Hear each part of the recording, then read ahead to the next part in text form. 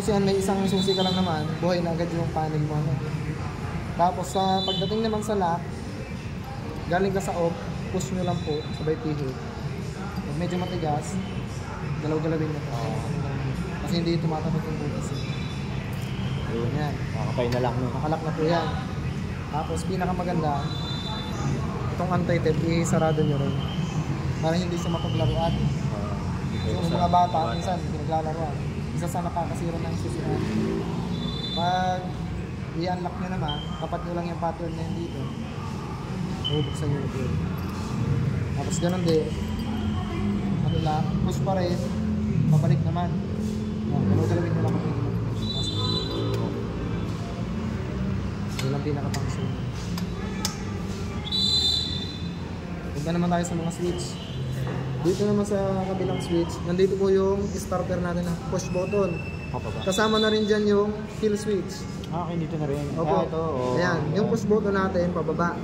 Kill switch. Yung kill switch naman pataas. Ayan. Subukan natin isang paandar ngayon. Maandar siya. Pag tinaas niyo po yan, mamatay yung makina. Ganun yung function. Wala nga pala kickstart. Wala. Wala nga pala kickstart yan. Importante yung voltage reading. Voltage battery, oo. Patayin mo na natin. Sa kabilang switch po tayo. Busina natin, ayan. Pag gamit ko itong motor na ito, nalilito ko kasi ang busina niya nasa gitna eh, signal light sa baba. Eh, nasanay ako sa mga automatic na nasa baba yung busina. Yamaha, lahat ganito eh, halos. Ito lang, XSR lang po ang naiiba. Yun. Pero yung mga sniper, ang busina niya nasa baba din. Ano yung may araw? Ilaw niya saan? Isa may dalawang ano? Dito po. Doon. Dito po yan sa Flash signal yan, light. Okay. Signal light tayo sa kaliwa. Okay. Sa panel, sa kanan, sa likod. Wala po tayong hazard. Wala pang hazard. Tapos, busina. Next natin yung ilaw. Yung ilaw, ma'am, kailangan umaandar po yung makina. Hindi nyo po yung mapapailaw na nakaganyan lang. Papaandar nyo yun. Hindi na bibitaw na. Yan. High beam, low beam. Tapos meron tayong passing. Passing. Yun lang naman ang switch nito. Dito ma'am, may question kayo. Nalilito lang ako dito. Ano ta ako yun? High beam, low beam sa headlight. Ito naman, passing. Pagka pang mabilis ang high, hindi ka na gaganyan. Ganyan ka lang. Ito yung maganda sa motor na ito. Para saan ba ginagamit yan? Hindi ko alam, may first time ko Yung ilaw mo mataas, malayo yung pag high beam. Pag mababa yung sa display. Pero ano po hindi siya pwedeng all the time naka-high beam. Magkakaroon ka ng consideration din sa kasalubong mo. Kasi pag naka-high beam ka lagi, baka masilaw yung sakit sa mata po yun. Baka may time na madilim yung kalsada, wala ka namang kasalubong, pwede ka high beam. Doon lang siya ginagamit. Yung passing naman, same din sa high beam. Kung mag-overtake ka, pwede kang pang yung mga signal, tatawin. passing ka, ganyan. Passing ka. Ano yun sa inyo na mag-overtake ka? Pag may kasalubong, may kasalubong ka, tatawid. mataas din ang ilaw niya, pwede mo siyang Sutahin. sinyasan ng passing. Pwede naman, medyo masakit siya.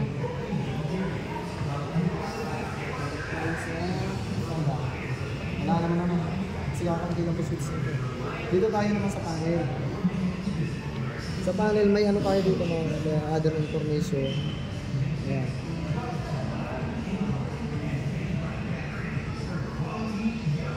Dyan na ano ito, Odo. guidance. Ito. Trip. Ano yung trip? Trip ba yan? Trip 1, trip 2. Yan yung pwede mong sukatin yung long ride. Yan ano ba kalayo ang isang lugar. Malalaman mo base sa trip. Same naman sa odometer. Yun nga lang sa odometer. Tuloy-tuloy. Hindi na re-reset. Pero yung sa trip, babalik natin sa zero. Kumbaga, target mo, Baguio lang. Okay. Hanggang dito San Pedro. Malalaman niyo po dyan. Bali dalawa sila, no? Kasi kung may isa-save kang isang takbo, pwede mong isa lang ang re-reset. Trip F naman, yan naman ay sa gasolina. Lalabas po yan pag maubos na yung gasolina mo. Pag umilaw? Hindi, pag lumabas lang po Lumabas sa trip lang? F, tapos yan yung reading niya dyan. Example, ang reserve nito sabihin natin 1 liter. Pag 1 liter na lang po siya, doon nalabas yung trip F. Yung 1 liter, kung ilang kilometer ang kaya niya, doon po siya bibilang. Pero para pinakasimple, kung nalilito ka dyan sa trip F, dito ka tumingin sa nagbiblink. Ibig sabihin konti na yung gas Oo, niya. pag ina, nagbiblink, empty na. Empty na. Kailangan mo na magpagas. Ah. Tapos yung trip F na yan, pag nagpa-full tank po kayo, automatic naman yan, nawawala. Basta lalabas na yan pag Malapit na yung laman ng tank mo. I-inform ka niya na, magpagas na po kayo. Ah. Ganyan yung trip F mo. Ayos, so marami siyang indicator para malaman mo na mawalan ka ng gas. Bawa, 45 km per liter tong motor na to. Di nag-trip F na, doon yung bibilang. Alam mo ng isang litro mo lang naman eh. Kung may gas station na 35 km, sa tingin nyo abot ko ba? 35. Abot ko. Abot pa naman. Abot ko. Pero, kung may madadaanan na mas malapit, Pagas niya. pagas na po kayo. Huwag ka nang makampante doon sa ano ha. Parang hindi na tumiri. Oo, kasi iba-iba ang gas consumption, lalo na kung sa road condition ng motor. Buti ko lahat. Kung may mga 45 km pa lang, dinadaanan nila, pero iba ko yung ano na, kasi yung mga pinagkunan nito na 45 km, kinuha nila po sa mga ordinary na cargo, hindi sa mga nandyan din yung oras na ba, alas 3. 3:36.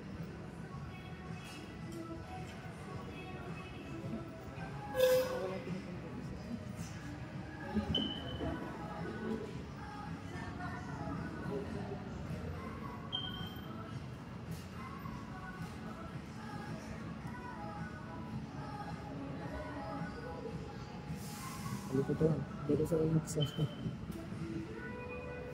Tapos mag-click doon. Kabila. Yung 3, 4. Diba? Oras na. 37. 37.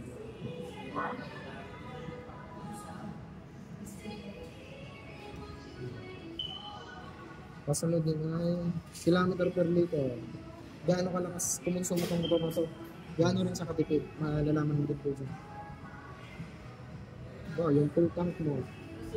Yung ilan yung magiging reading dyan. Ano mo lang sa input mo lang. Kasi hindi naman yung KMH brightness.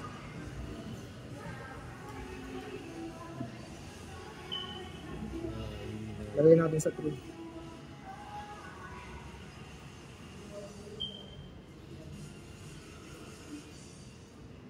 Balik sa order. Saan ba dito sa 3? Pabalik dito. Order. Tapos ito ma'am, RPM, revolution per minute. No? Diyan mo malalaman yung idling ng motor mo kung nasa tama. Ayan. Binaka na niya, bababa yun ng isang barrel. Pero matagal kasi sa unang start, medyo mataas ko talaga. Pag na-work mo po na yan, isang bumababa yung normal na. Pero yan, normal po yan. Initing yung makina.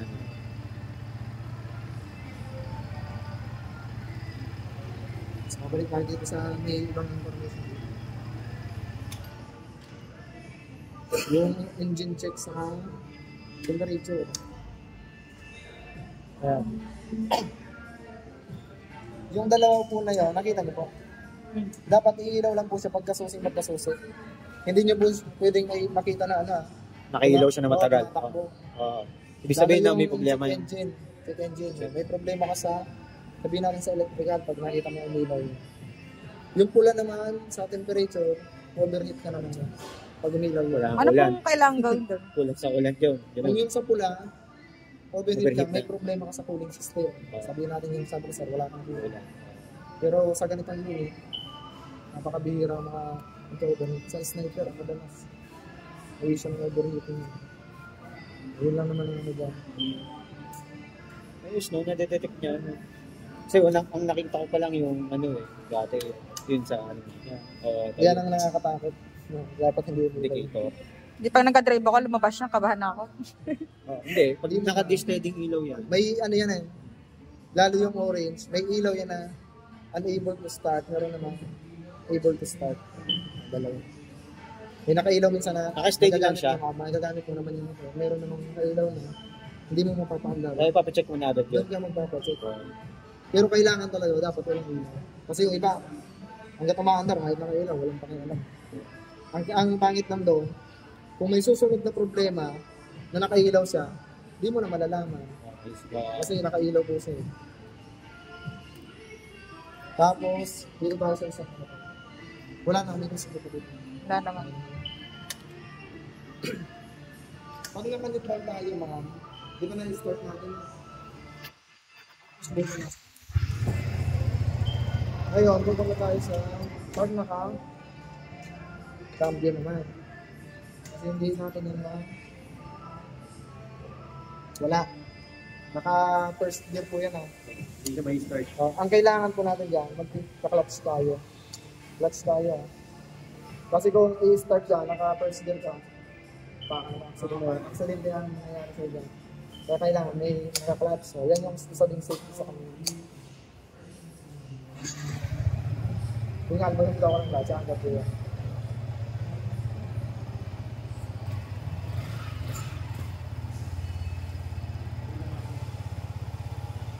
Basta pag namatayan mo ka dahil sa clutch, hindi ka naka-neutral, huwag nyo nang ibalik sa neutral.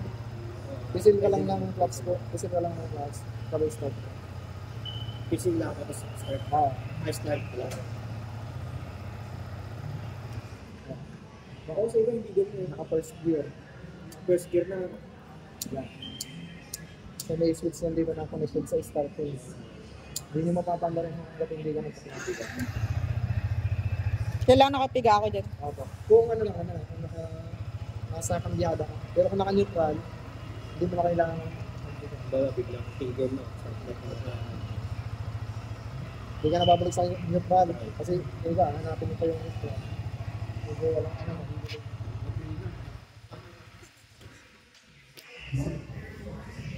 May sa motor yung gumamang naka. Wala naman. Ayan ko yung sa motor na to. May tanong ko. Alam ka, paturo na lang ako.